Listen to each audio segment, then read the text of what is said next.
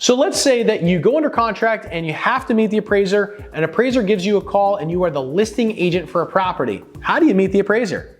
All right, let's get into it, guys. So if you have to meet an appraiser, the first thing that you're going to want to do is think to yourself, I'm not going to pressure an appraiser for any sort of value because that's going to violate this Dodd-Frank law that came into play in 2010.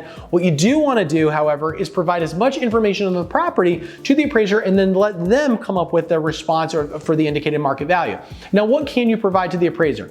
Well, you can provide to the appraiser comparables that you know that have sold in the area, and not only just MLS sheets, but my recommendation would be to write a little bit about the property, not just what's in the MLS description. Remember that these people are moving extremely fast. They have lots of appraisals usually that they're running through, and so they might not look at all the details that you know are important.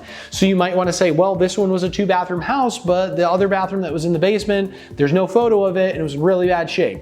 Or, hey, this was a 3-bedroom house, but I just want to let you know there was a slider to that room, so it really kind of functions as a 2-bedroom. I don't know if I'd really select that comp because it's not really a good indicator of 3-bedroom houses. Hey, I want to let you know that, this property sold. There weren't any pictures of it, but there's actually train tracks that run through the back, and that's why it didn't sell for as much. These are examples of things that you can write directly on the sheet. You might also say things like, well, I knew the sellers on that property, and you can see that I've got 5, 3-bedroom sales here, and they all indicate, $400,000. This one that sold for $380, and it sold for $380 because the seller needed to take a price that day in order to leave town. I actually knew the seller, or I talked to the listing agent. They say it was under duress. All of those are added comments that might not be in the MLS that might be helpful to an appraiser. So that's number one. Number two, you want to bring as much information about the property as possible. So I would personally include a list of all of the updates to a property. Now I know that as I'm teaching this course here, there's no line item adjustment for replacing light bulbs and fixing fences or anything like that. But including a massive list of all of the updates to the property shows the appraiser the amount of investment into the home, which may, in their minds, bring it from a categorical C4 or C3 up to a C3 or C2 rating. So based upon the amount of updates that you can prove and provide, it may indicate to the appraiser, okay, this is a really well cared for property. If I just walked in there, hopefully I see that. But I can also see behind, they put in work with electrical and plumbing and septic and all these things that my eyes normally wouldn't be able to see because they're either underground or behind walls. This is a helpful way that you can actually show to the appraiser how much value the homeowner is providing to the buyer, and justifies the purchase price.